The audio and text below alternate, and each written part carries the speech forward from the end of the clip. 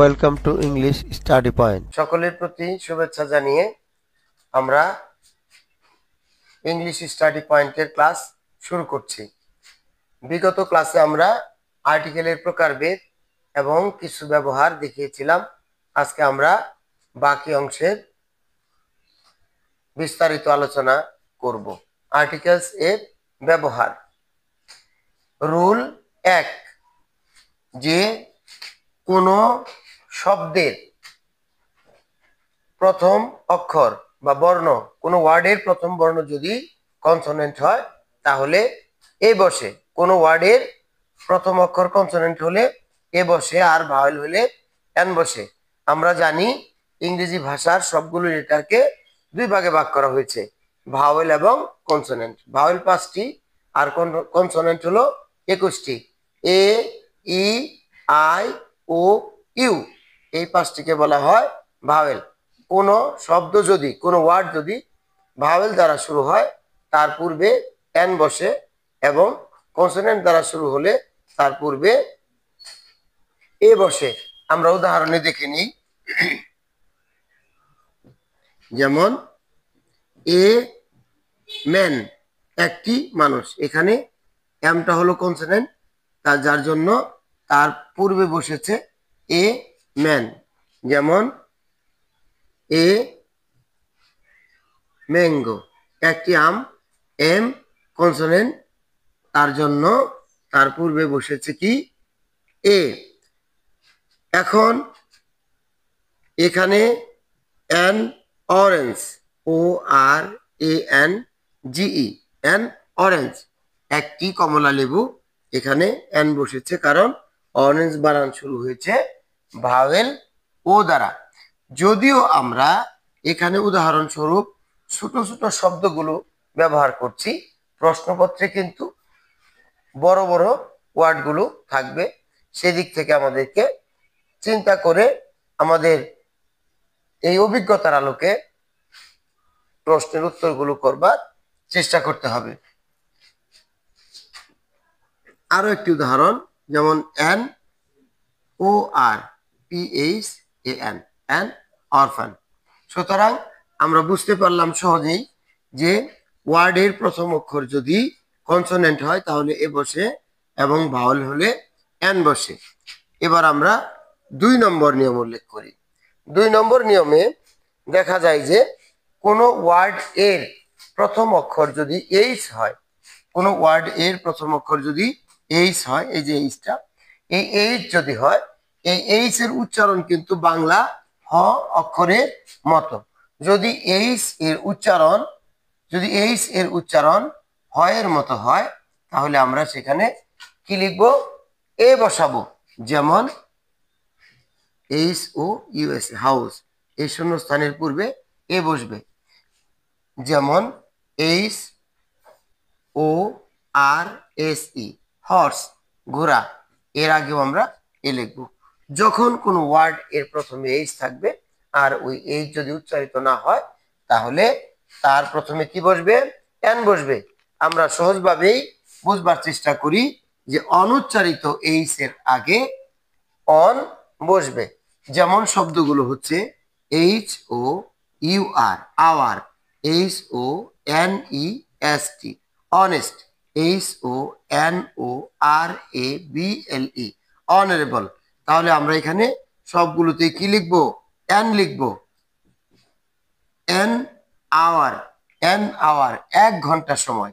N honest man, একজন সৎ মানুষ। এন অনারেবল পারসন, একজন সম্মানিত ব্যক্তি। তাহলে আমরা বুঝলাম যে শব্দের প্রথম অক্ষর যদি এইচ হয় আর এইচ উচ্চারিত হলে সেখানে আর্টিকেল এ বসে, আর এইচ যদি শব্দের শুরুতে থাকে আর ওই এইচ যদি উচ্চ থাকে বা ওই এইচ এর উচ্চারণ যদি না হয় তাহলে সেখানে আমরা কি ব্যবহার করব? এন ব্যবহার করব। যেমন umbrella, U M B R E double L A, U M B R E, U U M B R E double L A, umbrella. এই শব্দটা, এই যে ইউটা হচ্ছে ভাওয়েল, সুতরাং এর আগে এন ব্যবহৃত হবে। তারপরে আমরা 3 নম্বর রুলসে যাই।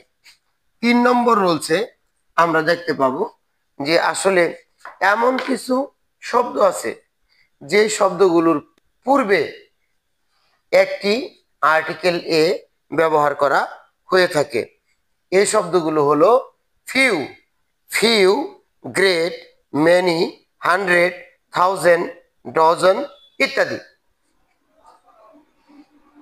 Many, few, great, hundred, thousand, dozen ইত্যাদি শব্দের পূর্বে একটি আর্টিকেল এ ব্যবহার করা হয়। যেমন a few, a few time, a few Times. আসলে ফিউটা কিন্তু প্লোরাল, অর্থাৎ ফিউটা কিন্তু প্লোরাল নাউনের আগে বসে। যেমন এ 100 টাকা, এ 100 টাকা, এ ফিউ টাইমস। তারপর a great deal of, A 1000 people ইত্যাদি। এই সমস্ত নাউনের পূর্বে, প্লুরাল নাউনের পূর্বে এ বসে। যেমন a few Miles, A 1000 books, A 100 years, A dozen of pencils. এই কথাগুলো আমরা বুঝে নিলাম।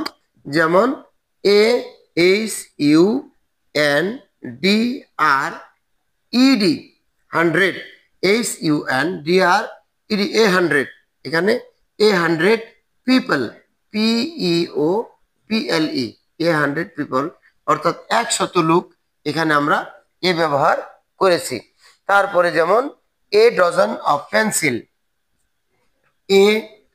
এ dozen, D O D O Z E N, a dozen of P E N C I L, a dozen of pencil. এই যে আমরা দেখে নিলাম যে a few, A 100, A dozen এই শব্দগুলোর পূর্বে এ ব্যবহৃত হয়। এবার রুলস 4 আমরা লক্ষ্য করলে দেখব যে ও একটি ভাওয়েল। তো ও দ্বারা তো অনেক শব্দই গঠিত হয়, ও দ্বারা অনেক শব্দ গঠিত হয়। ও দ্বারা যত শব্দ গঠিত হয় সকল ওয়ার্ডের পূর্বেই কি বসে? এন বসে। শুধুমাত্র ওয়ানের পূর্বে এ বসবে, শুধুমাত্র ওয়ানের পূর্বে এ বসবে। যেমন ওয়ান, এ 1 টাকা নোট, এই যে আমরা লিখলাম এখানে এ, ওয়ানের আগে কি বসলো? এ বসলো। বাকি ও দ্বারা যত শব্দ আছে যদি আমরা লিখি ও R A N G E, orange, যদি আমরা লিখি open, open field, F I E L D, field. তারপরে যদি আমরা এভাবে ও দ্বারা যত শব্দ লিখব সকল শব্দের পূর্বে শুধু এন বসবে, শুধুমাত্র ওয়ান এর পূর্বে এ বসবে। যেমন এ 1 টাকা নোট, এ 1-eyed ম্যান ইত্যাদি। তারপরে আমরা লক্ষ্য করি যে যদি এব্রিভিয়েশন, আমরা এব্রিভিয়েশন বুঝবার চেষ্টা করি, একটু সময় এখানে আমরা ব্যয় করি। এব্রিভিয়েশন হচ্ছে শব্দের সংক্ষিপ্ত রূপ, শব্দের সংক্ষিপ্ত রূপ। যেমন আমরা যদি বলি এস এস সি, তো এটা এস এ হলো সেকেন্ডারি, আরেক এস এ হলো স্কুল, সিতে হলো সার্টিফিকেট। এসএসসি অর্থাৎ সেকেন্ডারি স্কুল সার্টিফিকেট। এই সেকেন্ডারির এস, স্কুলের এস, সার্টিফিকেটের সি, এই যে ওয়ার্ডগুলোকে সংক্ষিপ্ত করে লেখা হয়েছে একে বলা হয় কি? এব্রিভিয়েশন। সুতরাং এব্রিভিয়েশনের প্রথম অক্ষর যদি ভাওয়েলের মতো উচ্চারিত হয়, সুপ্রিয় শিক্ষার্থী খুব ভালো করে আমরা লক্ষ্য করার চেষ্টা করি, তোমরা ভালো করে লক্ষ্য করো যে যদি এব্রিভিয়েশনের প্রথম অক্ষরের উচ্চারণ যদি ভাওয়েলের মতো হয় তাহলে তার পূর্বে এন বসবে। যদিও এস একটি কনসোনেন্ট, কিন্তু এস এর উচ্চারণটা কিন্তু ভাওয়েল এ, অর্থাৎ এ আগে আসে, এস এস সি। এই জন্য আমরা সেখানে লিখব কি N S S C, N S S C. যেমন বিএ, বিএ, বিএ হলো কি bachelor of arts, bachelor of arts. এই যে বি, বি এর উচ্চারণটা হলো কি কনসোনেন্টের মতো, সুতরাং এখানে হবে কি BA, he is a BA, অর্থাৎ সে ব্যাচেলর অফ আর্টস পাস করেছে। এইভাবে এব্রিভিয়েশনের যত ওয়ার্ড আমাদের সামনে আসবে সবগুলো ওয়ার্ড এর উচ্চারণ যদি কনসোনেন্টের মতো হয় তাহলে তার পূর্বে এ বসবে, আর ভাওয়েলের মতো হলে এন বসবে। আমি কয়েকটি এব্রিভিয়েশন এখানে লিখছি, যেমন এস এস সি, বিএ, এরপরে হলো M A, M A, M A, পরে হলো কি S D O, S D O. এই যে ওয়ার্ডগুলো এগুলো সব, যেমন M B B S, M B, M B B S, M B B S, এই শব্দগুলো। যেমন আমরা আরো বলি M P, M P, T N O, U N O, U N O. এই যে এব্রিভিয়েশনগুলো U N O, M B B S, M P, T N O, U N O, এই শব্দগুলো যখন আমরা এদের উচ্চারণ, এম, এমবিবিএস এখানে এন বসবে, এমপি এখানে এন বসবে, টিএনও যেমন হি ইজ এ টিএনও, থানা নির্বাহী অফিসার। এই এব্রিভিয়েশনগুলোর প্রত্যেকটি যখন কনসোনেন্টের মতো উচ্চারণ দিবে তখন এ বসবে, আর যখন ভাওয়েলের মতো উচ্চারণ দিবে তখন সেখানে বসবে কি ভাওয়েল। ভাওয়েলের মতো উচ্চারণ দিলে তখন বসবে এন, আর কনসোনেন্টের মতো উচ্চারণ দিলে বসবে কি এ। এখন আমরা রুলস পাশে আসি। রুলস পাশে আসলে দেখব যে ইউ অথবা এ E I O you, A E I O you, এই যে পাঁচটি ভাওয়েল, এই ভাওয়েলগুলো যদি কোনো শব্দের প্রথমে থাকে আর ওটা যদি লম্বা করে উচ্চারিত হয়, ইউ, ইউ এর মতো, ওয়াও এর মতো যদি উচ্চারিত হয় তাহলে সেই ক্ষেত্রে একটু ব্যতিক্রম হবে। আমরা যদিও প্রথমেই বলেছি যে শব্দের বা ওয়ার্ডের প্রথম অক্ষর যদি ভাওয়েল হয় তাহলে এন বসে, কিন্তু কনসোনেন্ট হলে এ বসে, এ কথা আমরা বলেছি বা গ্রামারের নিয়মে আছে। কিন্তু এটা ব্যতিক্রম, যদি শব্দের প্রথমে ভাওয়েল আসে সত্য কিন্তু তার উচ্চারণ হলো কি ইউ এর মতো লম্বা করে, সেই ক্ষেত্রে আমাদেরকে এন এর পরিবর্তে এ ব্যবহার করতে হবে। কোন কোন জিনিসগুলো একটু লম্বা হয় আমি তোমাদেরকে সেগুলো দেখাচ্ছি। যেমন ইউনিয়ন, ইউ নি ভার সিটি,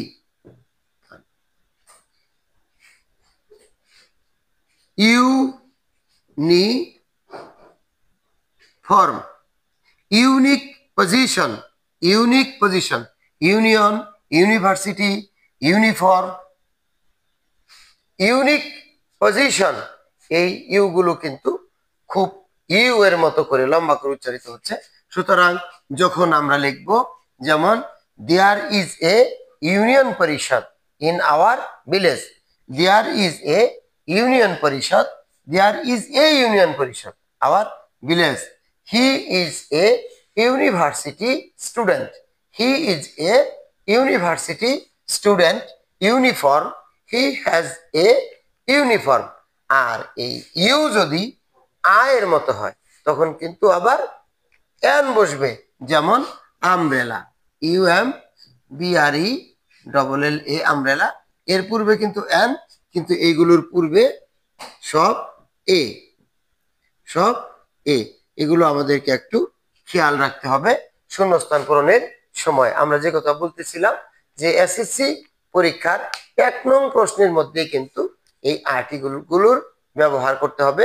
শূন্যস্থানে আর্টিকেলগুলো সুন্দর মতো আমাদেরকে বসাতে হবে এবং এই অক্ষরগুলোর অবস্থান বুঝে বুঝে। এই হলো আর্টিকেলের আপাতত এ এন এর ব্যবহার। তারপরে আমরা নির্দিষ্ট আর্টিকেল ডি এর ব্যবহারে যাব।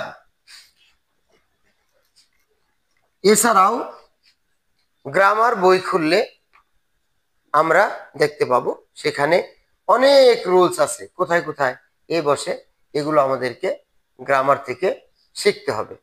এবার আমরা কিছু দি এর ব্যবহার দেখাবার চেষ্টা করি। দি, টি এইচ ই, এই হলো দি। দি অর্থ হলো টি। দি হচ্ছে ডেফিনিট আর্টিকেল তথা নির্দিষ্ট আর্টিকেল। এই দি কোনো নাউনকে নির্ধারিত করে বুঝায়। নাউনকে নির্ধারিত করে বুঝায়। কোন নাউনকে নির্ধারিত করে বুঝায়?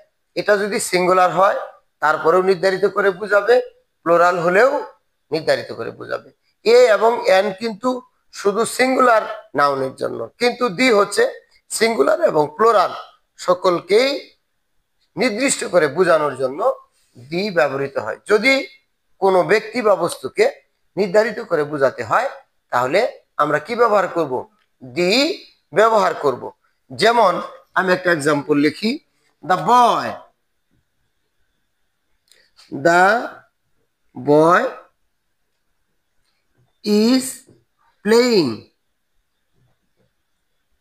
এই যে বালকটি খেলা করিতেছে, এখানে সাবজেক্টটা বালক, এ কিন্তু এক বচন, এই জন্য আমরা কি লিখছি? দ্য বয় ইজ প্লেইং, বালকটি খেলা করিতেছে।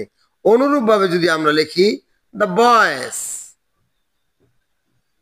আর প্লেইং, এখানে বয়েসরা কিন্তু বহু বচন।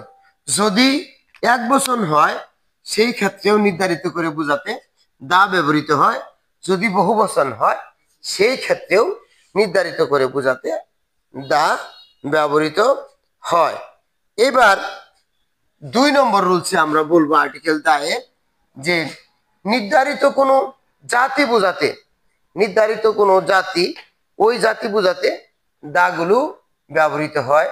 যেমন the cow, the dog, the cow is a domestic animal, the dog is a faithful animal. তাহলে যখন আমরা দা কাউ বলবো, দা কাউ বললে সমগ্র গরু জাতিকে একবারে বোঝানো হয়েছে।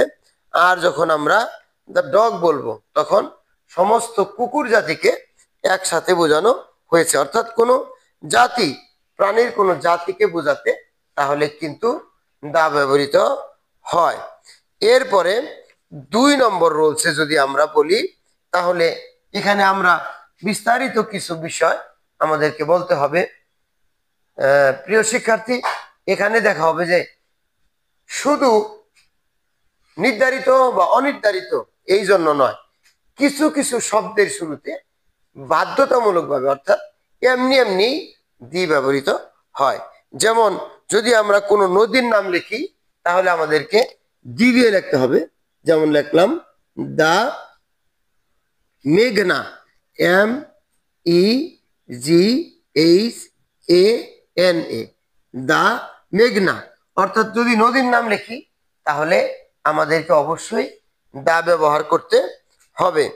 যদি আমরা নদীর নামের পূর্বে দা ব্যবহার করি সেই ক্ষেত্রে কিন্তু টি এর অর্থ আসবে না। আমরা কি বলবো যে মেঘনা টি, এটা যদি দায়ের অর্থ যদি টি হয় তাহলে কিন্তু আমরা নদীর কথা বলবো না যে মেঘনা টি, শুধু মেঘনা। কিন্তু যখন আমরা কোনো প্রাণীর আগে দা লিখবো তখন কিন্তু আমরা দা কাউ অর্থ গরুটি লিখবো। অনুরূপ ভাবে সাগর, সাগরের নাম লিখলে কিন্তু সাগরের নামের পূর্বে দা ব্যবহার করা হয়। যেমন দ্য বে of Bengal, the Pacific ocean, the বে অফ বেঙ্গল। যদি আমরা এখানে লিখি the T H E, the B A Y, the বে of, O F, of, BENGAL, the বে অফ বেঙ্গল। এটা বঙ্গোপসাগরের নাম, এই জন্য আমরা এখানে কি করেছি, দা ব্যবহার করেছি। অনুরূপভাবে the Atlantic ocean, the Pacific ocean, এ সমস্ত, দ্য পদ্মা, দ্য মেঘনা, the Jamuna, the Karnaphuli etcetera ইত্যাদি নামের পূর্বে সর্বদাই দা ব্যবহৃত হয়। রোলস 4, ধর্মগ্রন্থ, ধর্মগ্রন্থ বা প্রসিদ্ধ গ্রন্থের নামের পূর্বে দা ব্যবহৃত হয়। আচ্ছা, ধর্মগ্রন্থ বলতে আমরা যেটা বুঝি যে মুসলমানদের ধর্মগ্রন্থের নাম কি, কুরআন, তাহলে আমরা সেখন বলবো দা কুরআন। হিন্দুদের ধর্মগ্রন্থের নাম কি, হিন্দুদের ধর্মগ্রন্থের নাম রামায়ণ বা মহাভারত, তাহলে আমরা বলবো দা রামায়ণ, দা মহাভারত, দা শ্রী শ্রী চণ্ডী ইত্যাদি, ওই নামগুলোর পূর্বে দা ব্যবহৃত হবে। বাইবেল, গীতা, ত্রিপিটক ইত্যাদি ধর্মগ্রন্থের নামের পূর্বে দা ব্যবহৃত হয়। আমরা ধর্মগ্রন্থের নামগুলো সুন্দর মতো শিখে নেব। এবং প্রসিদ্ধ যে গ্রন্থ, বড় বড় যে গ্রন্থগুলো আছে, যেমন মহাকবি ফেরদৌসির লেখা শাহনামা, আমরা বলবো দা শাহনামা। নজরুলের লেখা অগ্নিবীণা, এটা আমরা দা অগ্নিবীণা বলবো। যেমন রবীন্দ্রনাথ ঠাকুরের লেখা গীতাঞ্জলি, দা গীতাঞ্জলি। এই বড় বড় বইগুলো বা গ্রন্থগুলোর পূর্বে আমরা কি বলবো, দা ব্যবহৃত করব। সংবাদপত্রের নামের পূর্বেও কিন্তু দা ব্যবহৃত হয়, যেমন দা ডেইলি ইত্তেফাক, দা ডেইলি ইনকেলাব, দা ভোরের আলো, দা সমকাল ইত্যাদি। এই খবরের কাগজগুলোর নামের পূর্বেও দা ব্যবহৃত হয়ে থাকে। এরপরে রুলস 5, পৃথিবীতে যে সকল বস্তু মাত্র একটি একটি করে আছে, অর্থাৎ একক বস্তু, পৃথিবীতে যে সকল বস্তু একটি একটি করে আছে তাদের নামের পূর্বে দা বসে, যেমন দা সান, the moon, the earth, the sky ইত্যাদি। প্রসিদ্ধ পর্বতমালা, তাদের নামের পূর্বেও দা বসে। প্রসিদ্ধ জাহাজ, অর্থাৎ বড় বড় যে জাহাজগুলো আছে, যেমন বাংলাদেশের হামজা আছে, সেটা আমরা দা হামজা বলবো। বিশ্বের সবচাইতে বড় যে জাহাজ টাইটানিক, তার পূর্বেও আমরা দা ব্যবহার করব, দা টাইটানিক ইত্যাদি। আরো একটি বিষয় আমরা লক্ষ্য করব যে সুপারলেটিভ ডিগ্রি যেটা আছে, সুপারলেটিভ ডিগ্রির পূর্বেও কিন্তু দা ব্যবহৃত হয়। যেমন করিম is the best boy in the class, এই, তাহলে করিম is the best, good, better, best, অর্থাৎ সুপারলেটিভ ডিগ্রির পূর্বেও দা ব্যবহৃত হয়। যেই বিষয়গুলো আমি তোমাদের সামনে তুলে ধরার চেষ্টা করলাম, তোমরা কিন্তু তোমাদের ঘরে কিন্তু বই আছে, চেষ্টা করতে হবে শিক্ষার জন্য, অবশ্যই সময় ব্যয় করতে হবে। তুমি যদি তোমার বইয়ের সাথে ভালো সম্পর্ক না রাখো, তোমার বইকে যদি সময় না দাও, তাহলে কিন্তু জ্ঞান অর্জন হবে না। আমরা শুধু এই ক্লাসগুলোর মাধ্যমে একজন ছাত্রকে জাগিয়ে দিতে চাই, তাকে বলতে চাই যে আসলে এই পড়াগুলো আছে, এই অল্প সময়ের ভিডিওতে বা এই দূরশিক্ষণের মাধ্যমে বা এইভাবে বোর্ডের মাধ্যমে একজন শিক্ষার্থী কিন্তু পরিপূর্ণ শিক্ষা দেওয়া সম্ভব নয়। আমি একজন টিচার হিসেবে ছাত্রদেরকে খুব জোর দিয়েই বলবো যে তোমরা বইয়ের সাথে সম্পর্ক রাখো, বইয়ের মধ্যে যে সমস্ত রুলগুলো আছে এগুলো তোমরা ভালোভাবে অধ্যয়ন করার চেষ্টা করো। তারপরে আমাদের ক্লাস আসবে প্রিপোজিশনের ব্যবহার, এরপরে আমরা পার্টস অফ স্পিচের ব্যবহার দেখাবার চেষ্টা করব। এগুলো কিন্তু অনেক বছর আগের থেকেই ক্লাস 9 এবং 10 এই ক্লাসগুলোতে কিন্তু 1 নং প্রশ্নের জন্য শিক্ষার্থীদেরকে অবশ্যই শিখতে হয় এবং সেই অনুযায়ী আনসার করতে হয়। সকলের দীর্ঘায়ু কামনা করে, সকলের পরীক্ষার ভালো ফলাফল কামনা করে, সকলের পরীক্ষার জন্য ভালো প্রস্তুতির আশা করে শেষ করছি। সকলকে ধন্যবাদ।